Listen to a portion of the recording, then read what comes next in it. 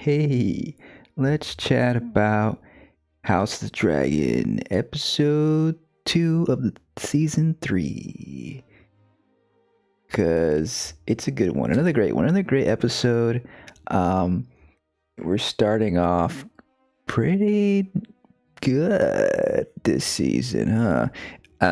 I guess, last season was 8 episodes, and because of we talked about this last time, because of the writer's strike, all that situation, it got truncated. So it's really I guess these first 2 episodes kind of act kind of like maybe were supposed to be the final 2 episodes of last season.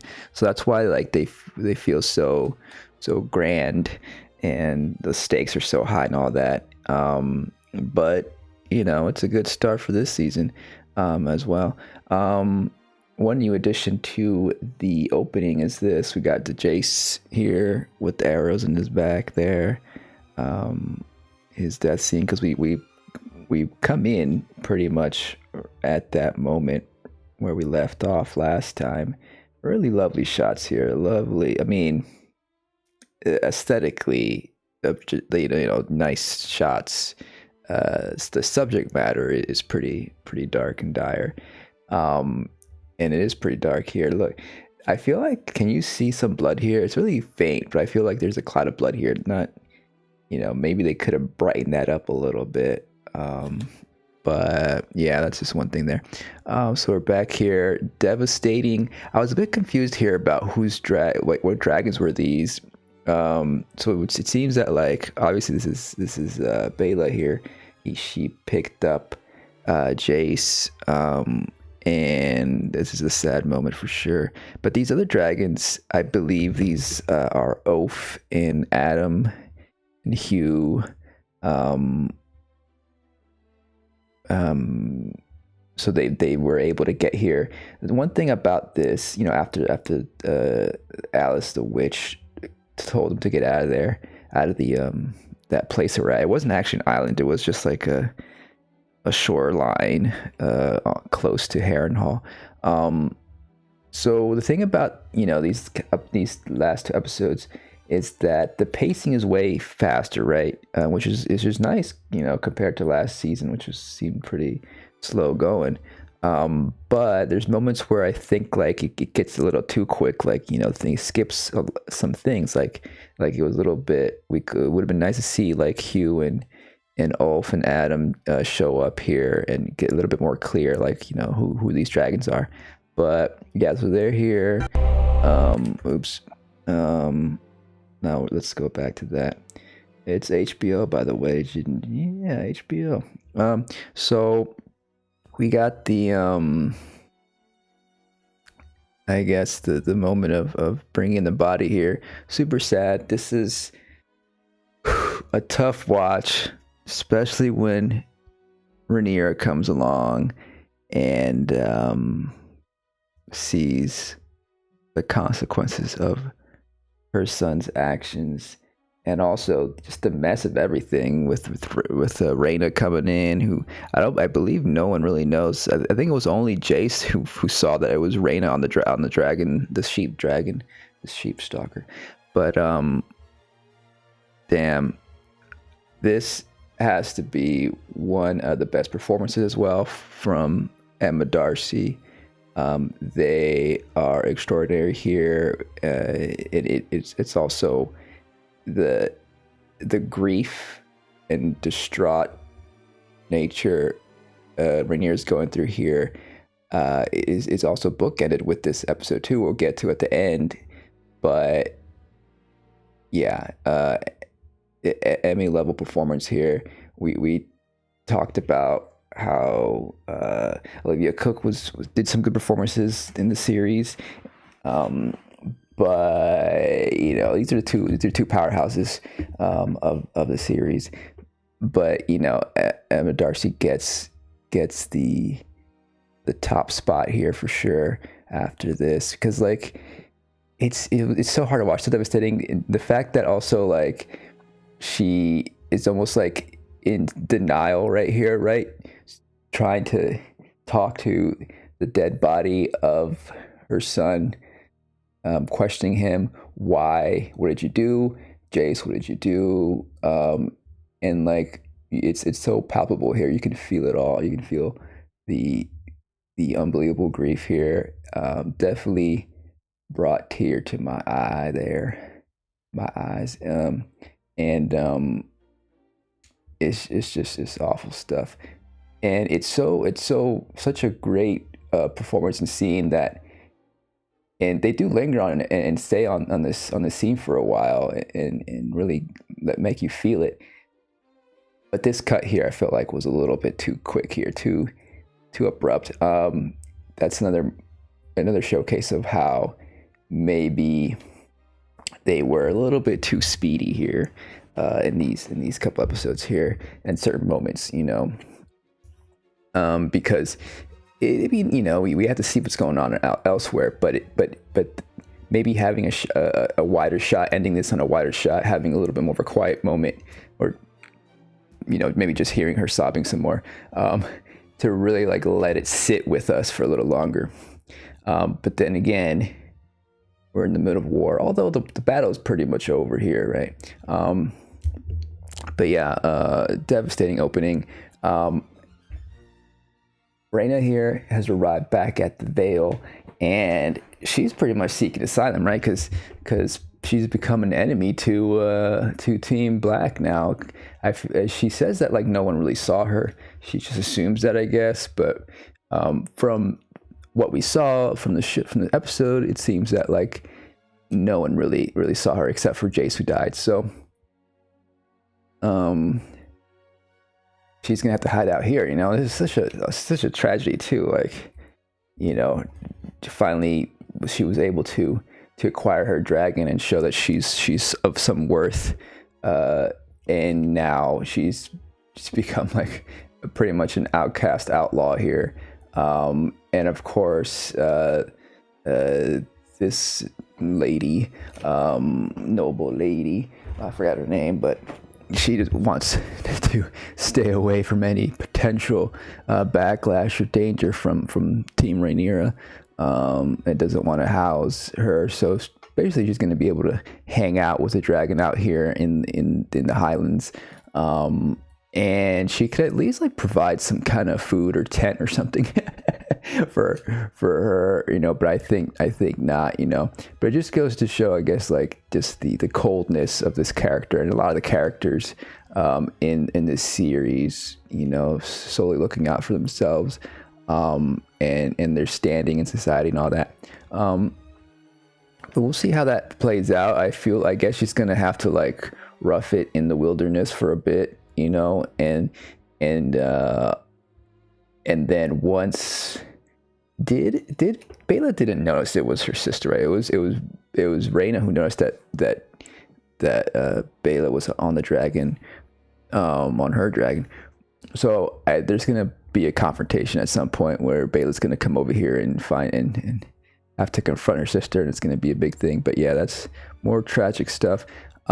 Meanwhile, Daemon and crew here are celebrating, their victory.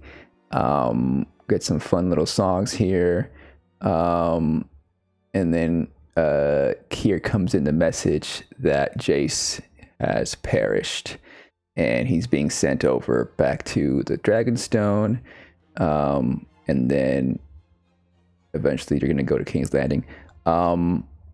So yeah, like Daemon's he's very he's not like exactly super cold about it, but he's a military guy pretty much, and it's not like his own blood, right? It's his stepson.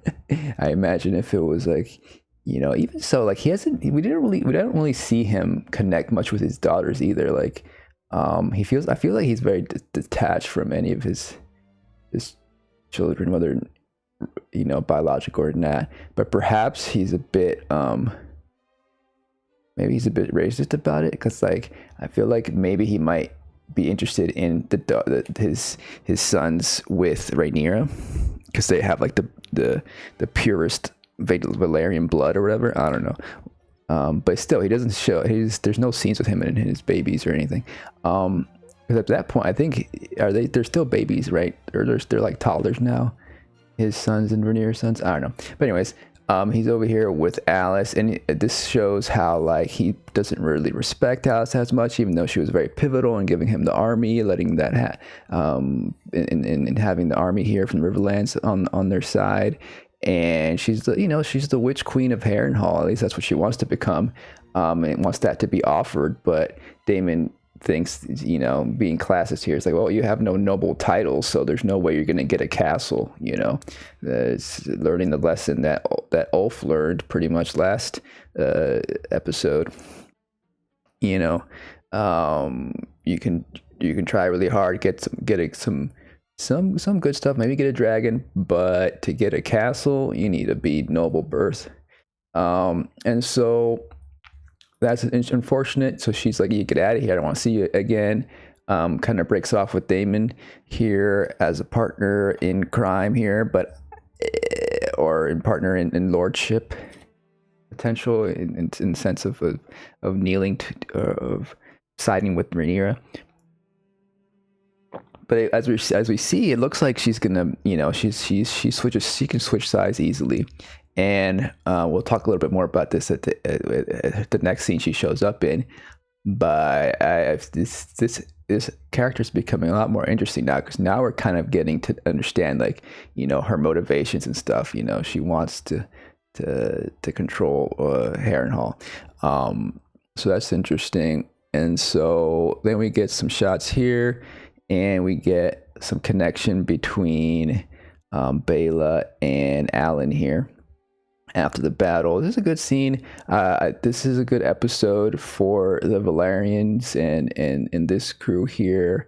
They get a lot to do here, and they get a sort of like a little bit of comfort when they are get reunited, because we do find that Corlys has been found here. So because Adam took the time, of course, to spend another day searching, while Ulf and Hugh, went back to Dragonhall or Dragonstone. And so we're gonna get back to the beach scene with all of them together in a second. But first we got to check back in on the king, Aegon and Larys here. So it looks like we're back on the road. So maybe, I thought they were going to already be in a prison by now, but we're doing the on the road situation with them. It seems, which is nice, because like it gives us a nice little side story. And road stories are always nice, on the road stories. A nice little BC plot here. And of course, this is a huge character, right? Because like the only really way that like Rhaenyra can fully become queen is if she beheads Aegon here. So that's a big thing here. And luckily they get saved here. It's a funny situation here. Convenient, but like it makes sense. And I think I heard this was an adaptation choice. Like we don't really know how Aegon escaped in the books, but like here we have the Triarchy. These are the pirates that were just hanging about after the Battle of the Gullet. They may have lost the battle, but they like went on shore and started ransacking places, and they happened upon the wagon where Aegon's in, and they were able to get rid of most of the guards here. And Aegon and Larys escape here, and before this they had this whole conversation, the thing where like in here where they're like, hey, why did you betray me? And Larys, of course, is like, hey, like that was the only option. At least we're traveling in the direction we want to go in, and so it's it seems Larys is kind of like is a very good improviser. But of course, he's always going to be out for himself. As we see later, he did leave a present for Daemon.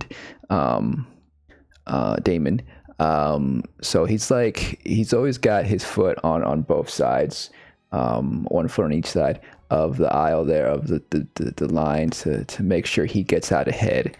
And so this is what we're doing. He has a good tongue on him. But Aegon is very arrogant and does it and wants to return to Rook's Rest, I believe. He feels like there's still some people loyal to him.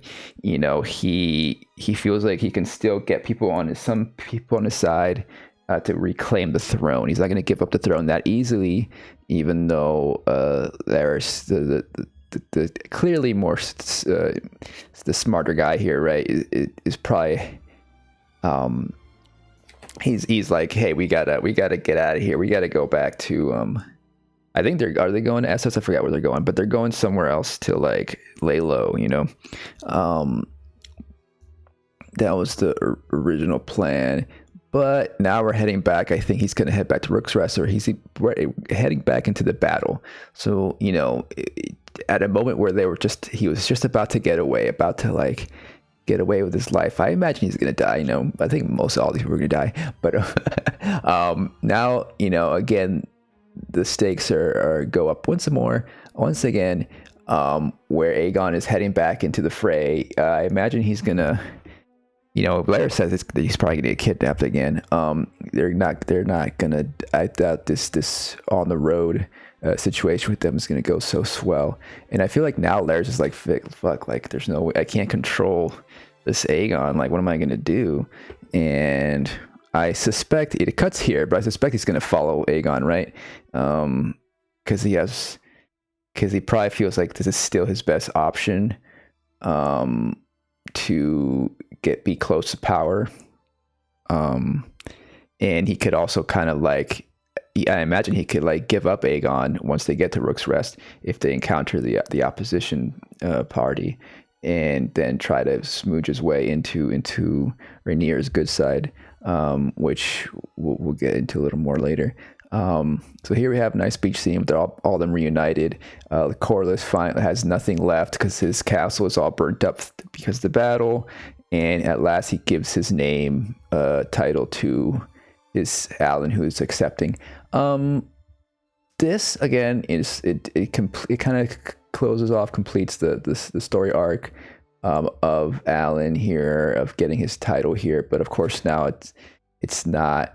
He has the family name, but you know, the family wealth, is that still there? I mean, I imagine there's still some salvageable stuff from the castle, and if you have a castle, you probably have, you know, an apartment somewhere in the city or something. I'm sure you can find you can still live comfortably somewhere.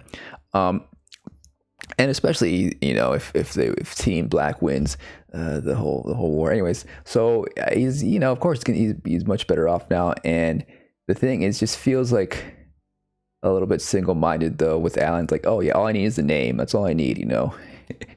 Yeah, but I guess it makes sense for his character. But it could have been nice to like give him a little bit more breadth or depth of a character than just all about the title and name and such. But it's nice to see them reunited, and also just in general, I think this scene here in this episode really does good by these characters. And I have had complaints in the past about how they treated, you know, the Valerian family, and in particular the Black characters in the series. And I feel like they're finally kind of getting their due here, with some better screen time and better fulfilled the story arcs here. So we'll see where that goes. So then back to the King's Landing, we get, you know, some non-sexualized casual nudity, which is I'm always up for. But here Alicent is trying to get on the side of the Gold Cloaks, get them to join her team. Like boldly declare, like laying out her plan here, to the head of the Gold Cloaks. Have we seen them before? I don't think we've even seen him before. Like he mentions later that he's buddies with Daemon, but maybe we have. I don't remember his face. But he seems to be an important character here, right? And so it's he's the head. He's I guess the chief of the Gold Cloaks or whatever, chief of police or type of situation. She right here. It ends a bit ambiguous. Like, is he gonna side with Allison or consider her treasonous? But Allison's a really good politician here, like a really good diplomat. Like the way she's very confident and upfront and doesn't back away, right? And lays it out like, hey, like, they've got the dragons and we want this to be peaceful and stuff is the best option here. And he's gonna side with her, so that's gonna come up later. But that's some good stuff. It's fun to see Allison do this kind of not so, I guess, a little bit of subterfuge, like behind the scenes manipulation and stuff like that. So then we head back to King's Landing, and we got Ulf and Hugh here, who, again, nice to see the differences here of how Hugh is much more like irreverent, and Ulf is, and Hugh is the straight guy, very respectful. And then he gets slapped there, of course, and because they're just kind of waiting around, like, what do we do next? Not great management skills or management within the black team here, because like, because they pretty much, if they had been able to get to the gullet beforehand, things would have been better with more dragons, or maybe there would have been more chaos, but in general it would have been nice if they were able to get there earlier. But again, it was kind of a mess, the whole situation anyways. But anyway, so then we'll talk more about them in a second. So then here we have Damon and Masara having a chat here. Of course, they have history. Of course, they were together for a while, first as just like a mistress, and then they even like were set to marry and have children for a second. Even then, when he took over Dragonstone for the first time in season 2 or season 1, and that went to hell kind of. And now since then, Mazar has been resentful. He imprisoned her for a bit too, for a second, but now like they're kind of like becoming a little bit more allied and friendly with each other, because really they're like, both on Rhaenyra's side. They want her to be the queen, and they kind of start to respect each other a little more here. But it's nice to see this kind of relationship come back full circle here in a way. And so there's a nice scene here, I think. And also, I think maybe a little later he starts to realize that Sarah and Rhaenyra are kind of have been hooking up and stuff. We'll get to that. But again, Allison here is like doing a lot of maneuvering, trying to get things done when one of these white cloaks is in the way here. But again, she's very good at getting people to do what she says, and so she's like, hey, you gotta go guard the conference room. We're gonna meet up there soon. That's how she gets back to doing what she's doing. And then we got Rhaenyra here, of course, in deep grief. We've seen Rhaenyra a lot, be in grief. We saw her that moment with when her Luke died, and now her second son died. And so I believe she still has the little one.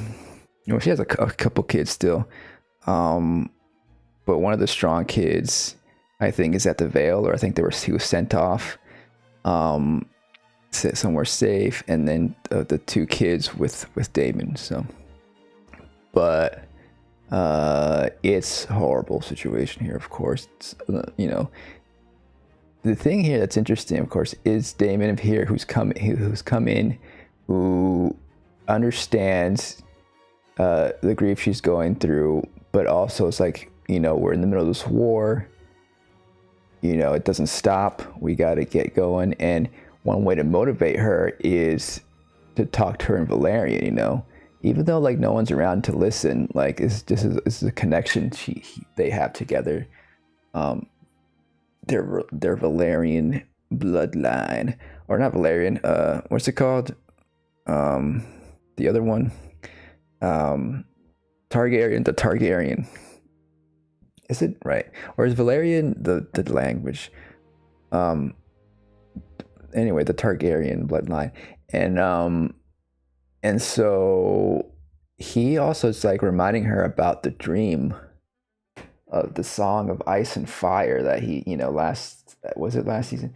He told her that's like, hey, I believe in the Song and Fire situation now. I saw the vision, the witch of Harrenhal showed me this dream sequence, and so now he's all for that, so he's reminding her that, because he says that he saw a vision of this woman, with this white haired woman with dragons and stuff, and that was Daenerys, of course. Dragons at her breast. I saw a girl with silver hair in the desert far away. Does he think that might have been Rhaenyra? I don't know. Interesting. Either way, like he's like, it's the Targaryens that are going to succeed with dragons at the end, so we got to keep on going. We can't let this set us back. And he's like, if that were true, if this vision was true, what would you do? And so that motivates her to be like, okay, I gotta get to King's Landing and claim my throne. So that's a good scene there. And then now this scene. This is a bit rough. Another scene of sexual assault, of what women in this patriarchal world have to deal with. That is, this series, Game of Thrones, has had problems and issues with depicting sexual violence. I think some of the worst depictions of sexual violence have occurred in the Game of Thrones show, just because of how flippant it is, or how they don't treat those moments with enough respect or propriety, I guess. Particularly, there's like moments where it's like just in the background, that's kind of just like almost feels like SA decoration in the background for some scenes in Game of Thrones.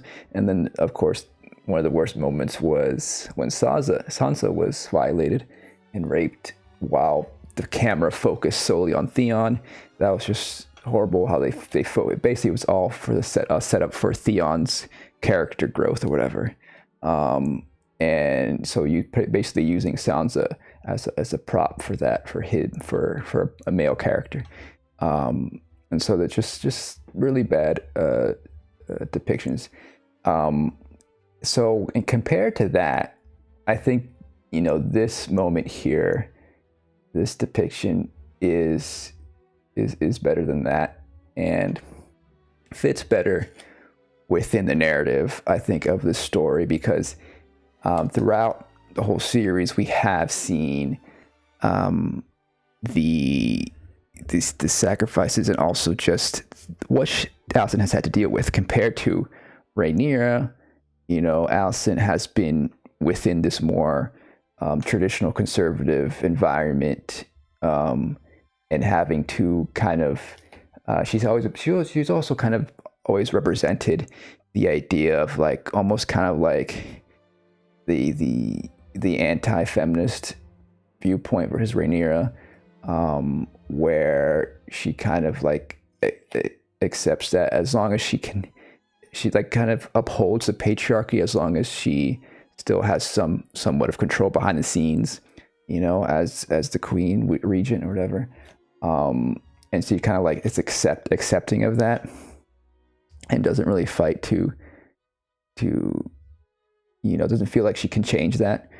So this kind of just shows more of that, all the consequences of that mindset, and that ideology really that she's been upholding, and what she has to go through and suffer through. And so this is kind of like at the pinnacle of that, with this guy having to do this. Luckily, it goes just to the edge. As I think there's a moment where he lifts a skirt, but it appears that just in time, our goat, the maester or Weil, shows up. Probably one of the best characters unnoticed heroes of this show, or Weil here shows up to help out. It is a little bit like almost out of nowhere. Like, I guess maybe he was walking by and he heard the screams or something. So it's a little bit convenient. But obviously there's a little tense moment here. Like, is the patriarchy going to win out here? Or is Orwell going to stand up for what's right? And he does. So obviously, like, he sees it firsthand what's going on here. And then the Jasper guy, this Jasper guy is all scarred up because luckily Allison was able to get in some blows in there with like a little turtle statue, I think, a little figure. And Jasper gets taken away. So, like, was this scene necessary? I think thematically it made sense. Perhaps it could have got away with not being as graphic with some of the assault scenes here. But again, I think that in comparison to other depictions that this franchise has had, this is probably one of the better depictions of it, showcasing more of and focus more so on Allison's perspective than what would have been shown maybe a previous Game of Thrones season. And yeah, it fits with the whole thematic elements of House Green, what they're going through versus House Black, Team Black, Team Green. But yeah, I could see how, like, this is definitely very triggering seeing and not very welcoming to maybe some viewers or a lot of viewers, and it could have been maybe done a little differently. Moving forward, we go back to Dragonstone, where it looks like Rhaenyra is now ready to fight. She's got her sword. We've seen her. There was like a scene, maybe a moment in like season 2 or 1, where she picks up a sword and just holds it. But I don't believe she's ever been trained with it.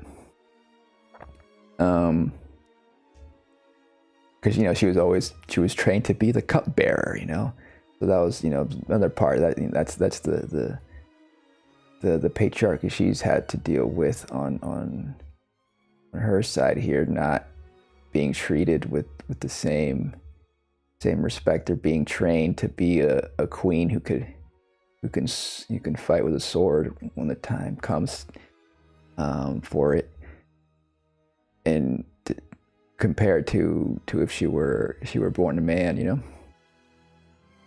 and then here's a moment where it's kind of like we're hinting more again towards this potential love triangle situation or romance triangle, where Mysara's like, hey, like, I'm the one who you can trust more than Daemon, And so it's kind of, there's a little bit of a conflict here between Mysaria and Daemon.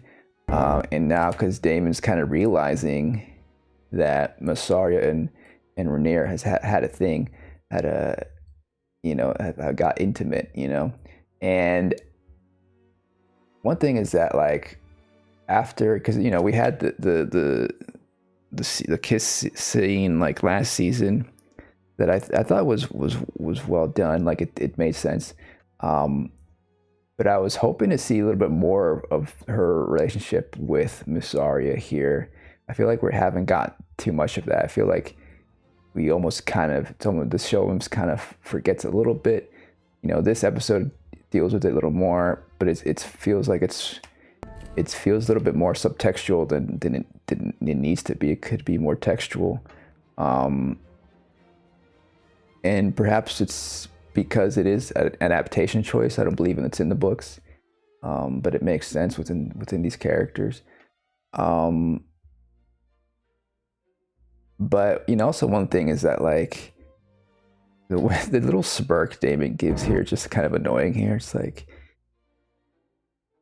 why are you smiling? Just because like they're two women who were together, like who hooked up. Like it feels like he's a little bit just fantasizing about some lesbian action or something, and doesn't really take it too seriously. He finds it a little funny and exciting from his male point of view, POV. I don't know, but potentially, you know, they could go into like a more accepting polyamorous route. You know, we could go there if this was a happier world, perhaps. Maybe when, you know, if she succeeds, Rhaenyra, in becoming queen, it could become more of an acceptable thing, become a throuple, you know? It's just a whole new world, you know? And that could be fun. But that's too much of an optimistic reading of this. I doubt that's what's gonna happen. But it would be nice if the story explored that, you know, give that, you know, more positive light, you know, of a queer polyamorous relationships throuple situation. I mean, isn't like, and it would be a little better than previous Targaryen history. Isn't there like wasn't the previous Targaryen Aegon guy, wasn't he in a polyamorous relationship with his two sisters? Isn't that what was going on?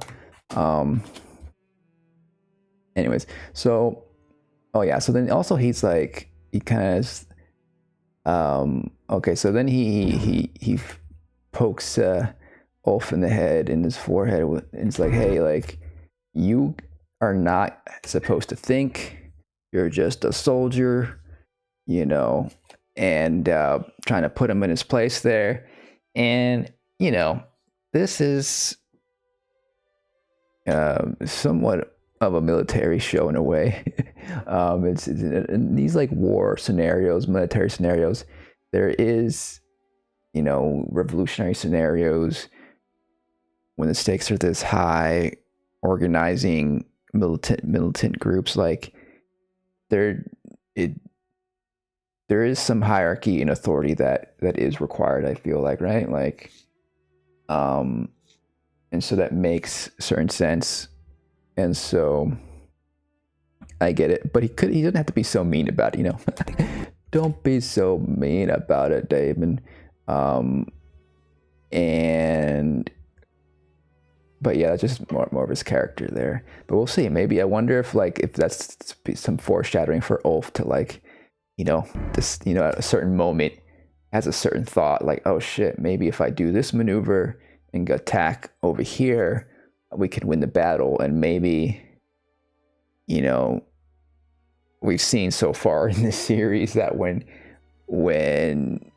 a character in one of these situations, this, you know, goes off course, things don't go so well. So we'll see how that ends up, but that could be an interesting moment. But it would be nice to kind of see a moment where, like, Ulf does something a little bit reckless but ends up succeeding just to piss off Damon. Anyways, so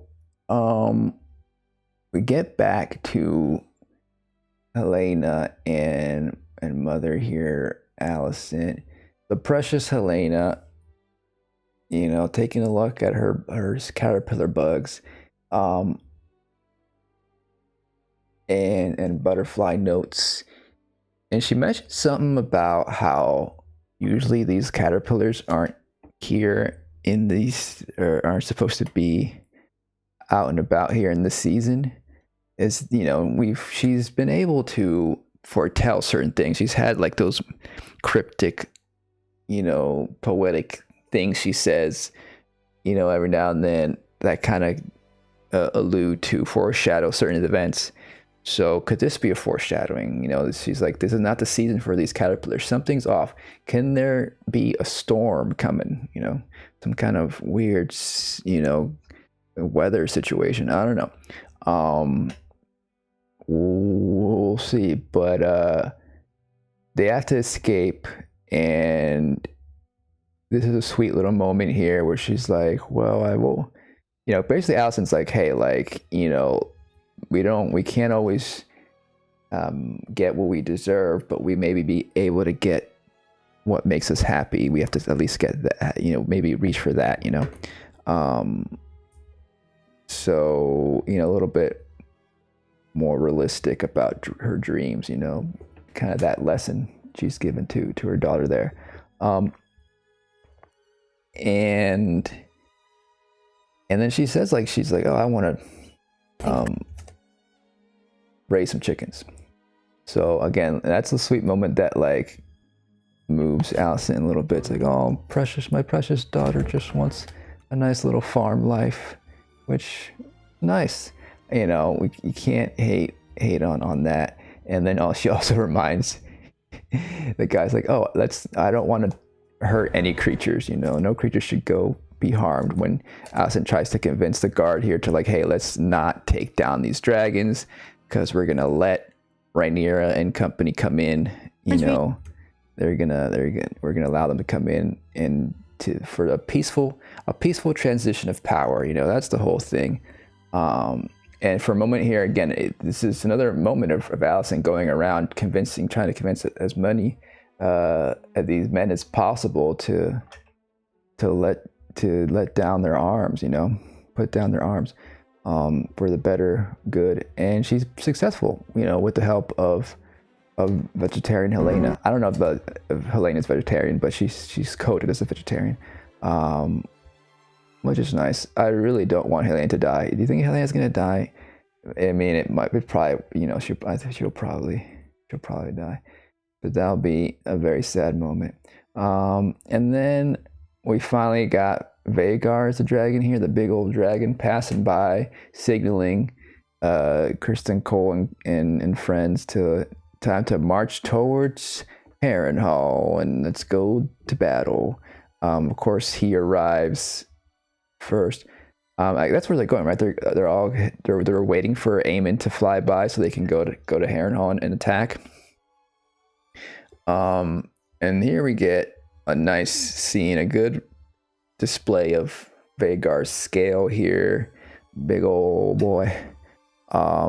Is it a boy? Is I forgot what the gender of the dragon is, of all these dragons. But the dragon burns all these folk. This is cool, I guess. I feel like some of the choreography here is like just okay. I was kind of expecting, and some of it not like kind of bad. I don't know. I was expecting a little bit more flash or something from the first time we see Aemon in battle here. I think particularly this shot here doesn't seem very. It seems kind of just fake, a fake little stab here.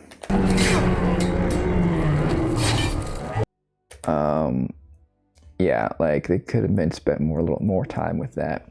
But this is supposed to mirror pretty much what mirror Daemon's entrance to Harrenhal all those episodes ago. Very similar, another, platinum-haired Targaryen knight coming in, who thinks he's the ruler of everybody here. And this guy, is his name Tully? I forgot his name. I think he's a Tully. he tries to reason with them. Like he's been successful. He's always been successful at reasoning with Targaryens so far, with people. He's done well, you know. And but again, to contrast with Daemon, we see that Aemon is the stabby kind. He stabs before he thinks. He's super confident, too confident, because one of the sons stabs him in the back, and although he takes care of him, he starts to realize, oh shit, I'm bleeding out, and falls down, collapses in front of Alice the Witch.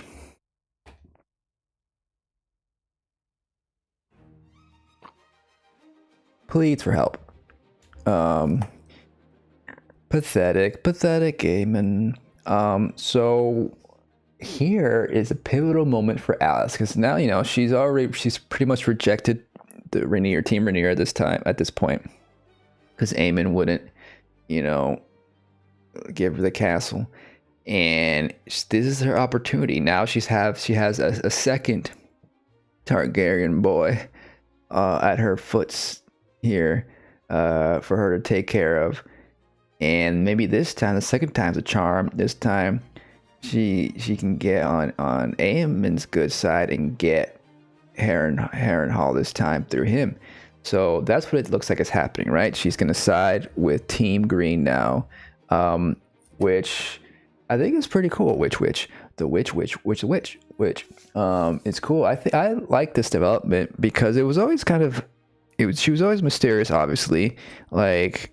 And we didn't quite know, like, you know, whether she was good or evil. She always erred on the side of good, right? Or whether she was like antagonistic or not. But I like the idea of having this other antagonist for Rhaenyra now, and who's also like a powerful woman, you know. Like that's pretty cool, like to have that, and I think that she's going to be a good character for that. And we'll see what she gets up to. It would be nice to see more witchy stuff. Like we've pretty much only seen, like, of course this show is kind of like low magic, you know, it's not like high fantasy magic with spells and stuff, but like and lights and fireballs, but maybe we can see some of that. I wouldn't mind seeing a little fireball spell or something. Maybe like conjuring fire. Like didn't we see that in Game of Thrones where like that guy conjured fire on his sword? And didn't like what's her name? Melandra. She did some magic stuff. She like gave birth to a shadow baby. I don't know. I kind of want to see more cool magic stuff like that. Can we see some of that from Alice? Let's wait and see. Back to King's Landing. Looks like the guards have decided to like not fire at the dragons, and the whole city's like, whoa, dragons. And here we go. They make their entrance and they put their arms down. They're like, okay, get in there, whatever. And Rhaenyra's like, you know, trying to act like the good queen here. Like, hey, like, don't be afraid. I'm just here to take what's mine. You know, I'm not going to start slaughtering people.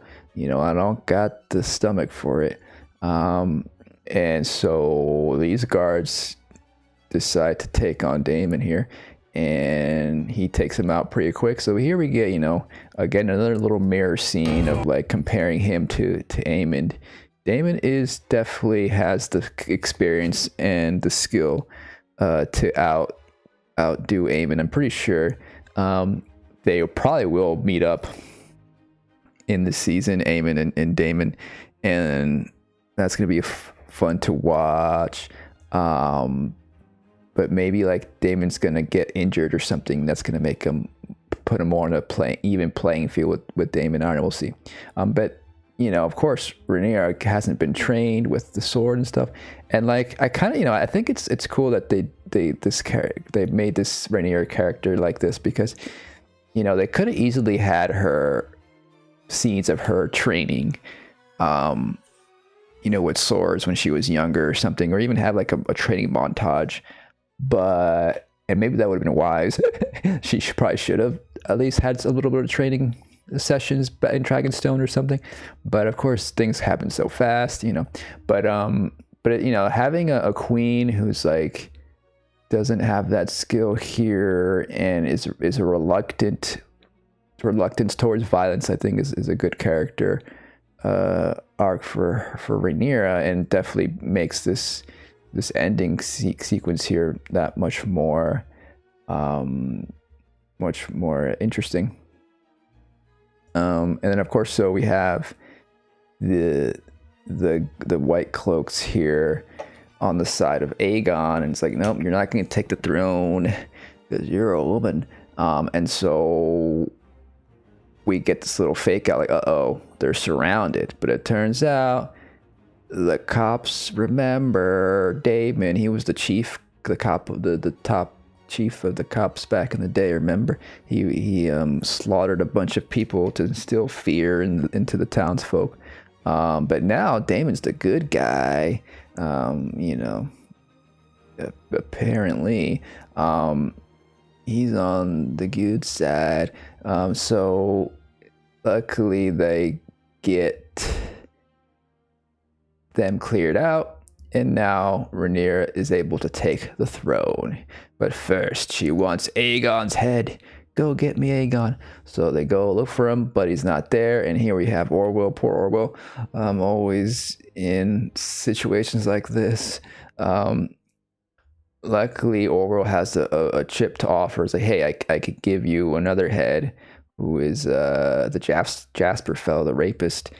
He can, so that's what he trades for his life, and he bends the knee to Rhaenyra because Orwell, he's a survivor. Orwell, he has a good heart, but he's like kind of like Larys, how they're kind of like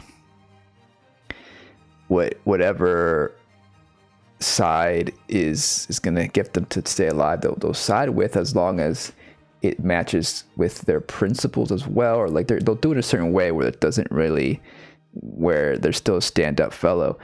But then Larys, of course, he's like he's more chaotic evil, or lawful evil, and so Larys, he wouldn't really care so much about his print, about any upstanding values or anything. So this is like the survivor who's actually good character versus Larys, who's the survivor, the evil survivor. So anyway, we like Orwell here, and so he's gonna survive. And I think he was always kind of like supportive of Rhaenyra, right? He was always kind of supportive of Rhaenyra. But then he became supportive of Alicent once they were in power, once the Green took over. But yeah, so then we get this, but then we get this other situation here. And this is a little bit odd. This is some of the moments here. Another moment where I feel like the pacing kind of betrays the show a little bit. The episode here, by just stuffing in a lot of things at once sometimes. Like I get they had to like get this plot beat in here quickly to squish it all in this episode, but with a little bit more breathing room, I think some of these transitional scenes could have gone a little better. Because like out of nowhere, this guy just shows up like, hey, like I got a message from Larys, talking about Larys. He's offering you a gift. So because Larys, part of his contingency plans, we mentioned this earlier, where Larys left this gift for Daemon in case Daemon took the power or Rhaenyra took over the King's Landing. And they build this up a little bit too much. It's like, it almost feels like it's a trap. It's like, doesn't this feel like it could be a trap, Daemon? Like, shouldn't you be a little bit more cautious about just like going into this dark hallway?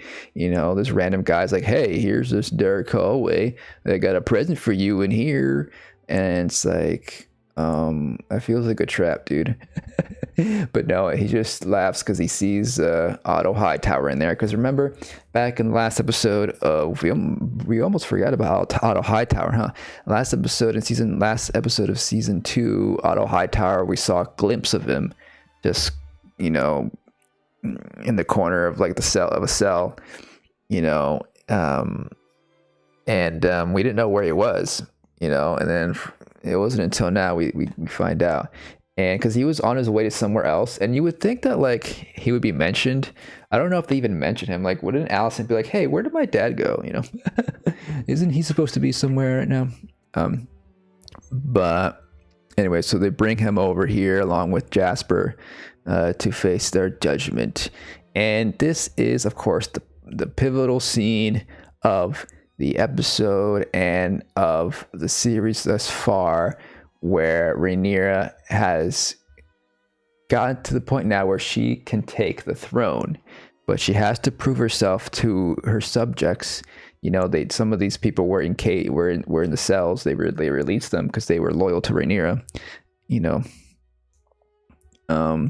She has to show that she has the power. She has the strength to be a queen, and replicate what every other king has done before her, chopping off the heads of those who are against her. And, in a situation like this, it's a sort of like, they're trying to take power, take the throne, get rid of the previous authority. In this Game of Thrones, in this medieval fantasy world, this is how you show that you can lead. And so it makes sense that she has to do this. And the thing is that there's no turning back. She's like, the war has been set, and she just has to go through with this. And ideally, there's, it would be nice if she could somehow show to her subjects into the world, like, hey, I'm going to be a different queen. I'm not going to just behead my enemies. Maybe we'll make, maybe it's an asylum thing or exile thing. We'll exile them. But this is this is a cruel, grim, dark fantasy world. And not unlike the real medieval world, right? And like, strategically, this is probably the best option to maintain your power. If they were to be sent away and exiled, Otto could potentially plot to take over, with Aegon or someone else, So, but it's a hard thing to do, especially for Rhaenyra, who has never chopped somebody's head off. And as you can see, she misses the first time. Getting hit on the back there isn't as bad as getting chopped in the neck, but then not having it go fully through. Because I know, like, when you get guillotined, like, sometimes the blade doesn't cut through the neck right away. It takes a few chops to get it through, which is just horrible situation for the person getting chopped.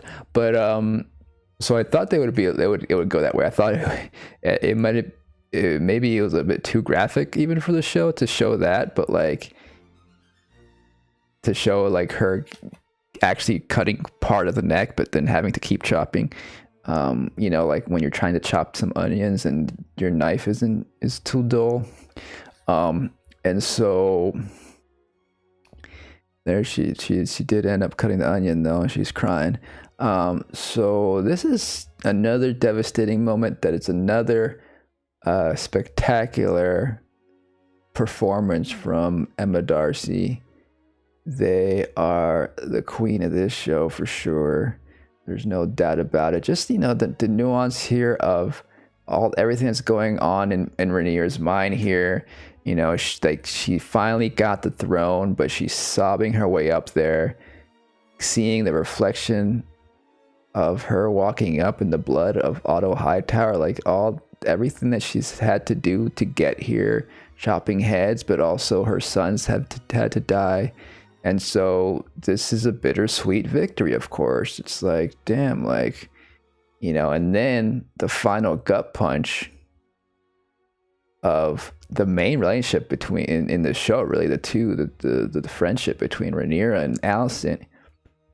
Here she comes. They captured her on her escape, and it's interesting that Alicent is almost kind of like not completely surprised to see the head of her father there, but she's still of course, in somewhat of a shock there, and like taking it all in, of course, like, okay, this is what it's come to. My father's dead. And the thing is that, like, they didn't expect Otto Hightower to be here. They thought he was off, I guess, in their city, somewhere else. Maybe he was missing or something, but they didn't think he was here at the castle. And so this is, one of those things. And then the look at her face here, seeing Alicent, realizing that, I'm like, oh yeah, Alicent's here. She's supposed to give me the throne. And I just had to kill her father a few seconds ago. And she has to, like, show strength here, right? She can't be seen as just the sobbing queen on the throne. And so, in another demonstration of some phenomenal acting, we get a little bit of a change here in her face here, as she stiffens up. She's like, this is what I gotta do. I'm a Targaryen queen 100% now. So really want to see what happens after this.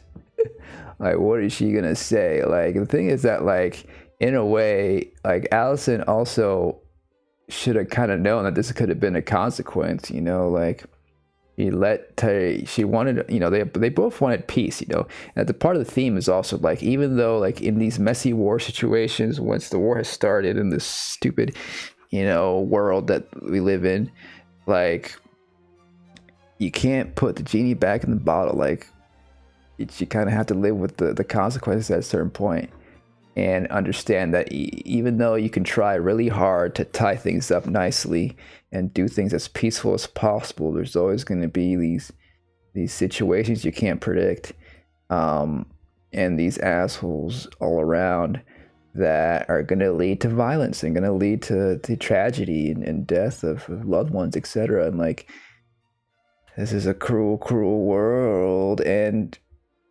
so, in a way, Alicent is also kind of culpable for the death of her father, because, like, she let them in, and this is just part of the process of sitting on the Iron Throne.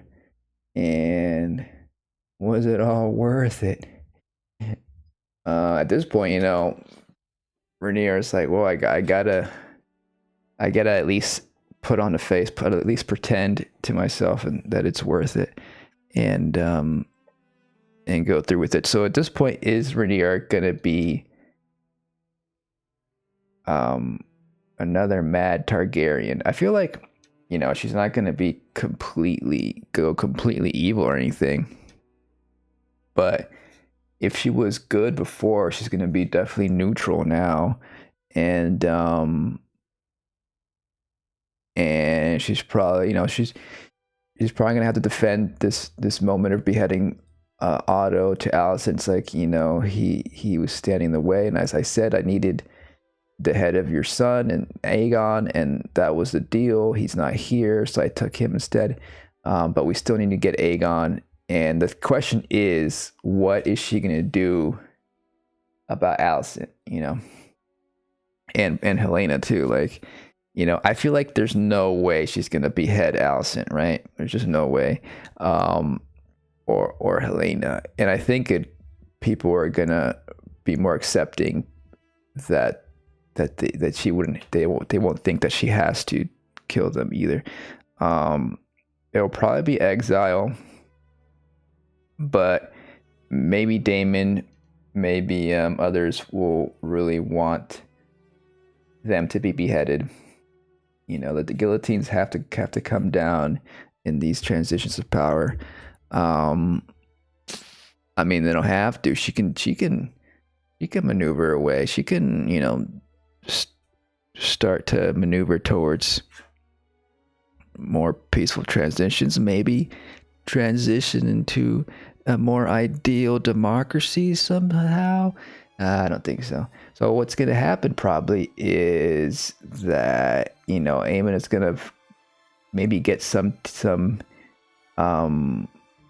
or Aegon is going to get some people on their side at Rook's Rest or something, and then Aemon is going to get recuperated thanks to Alice Rivers, and then they're going to team up and attack King's Landing, and the whole place is going to burn for a bit. It'll probably be like kind of like what we saw at the end of the Game of Thrones, but with more dragons. And at the middle, it's going to be Alicent and Rhaenyra, and maybe they both end up dying, but I wouldn't be surprised. I feel like we kind of know. I mean, I think they did tease it in the actual Game of Thrones series of what happens with Rhaenyra. But the thing is that the history books aren't always accurate. And this is based on basically a fictitious history book of the world, right? So, like, even if in the books it says that Rhaenyra dies or Alicent dies or whoever dies, like, maybe it's a fake out, you know?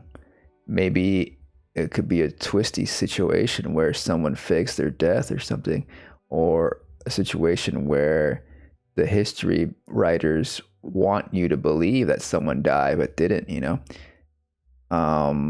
Because if the winners write the history books, for example, if Team Green wins, maybe they want history to believe that they killed Rhaenyra. Or if Rhaenyra wins, maybe the history books want to show that they killed Alicent or something. So, you know, it's an unreliable situation when it comes to these books. So we never know what's going to happen in the end here. But what's for sure is that there'll be 0 to 1 or 2 dragons left, right? You know, but it's pretty much just the big old Aemon's dragon versus the other dragons. But it's a big old dragon, so he's going to take out at least 3 dragons, you know. But I think, how much dragons do Rhaenyra? I think Rhaenyra has like at least 6 dragons on her side at this point, right? Although we did lose Jaehaerys' dragon. There's also like, so maybe we're down to what, like, we're down to 4 dragons now. We got Daemon dragon. We got Rhaenyra's dragon. We got the 3 dragon seeds, that's 5. We got Baelish, that's 6. So that's 6 dragons. And then there's some other wild dragons. And then the sheep stealer, that's a chaotic element. You know, that can introduce some trouble. But Team Green only has the dragon from that Tie Tower kid at the camp that we saw briefly. Got the big dragon from Aemon. So his big dragon counts for like 3 dragons at least. So that's like 4 dragon power, level 4 dragon power. And then, do they have another one?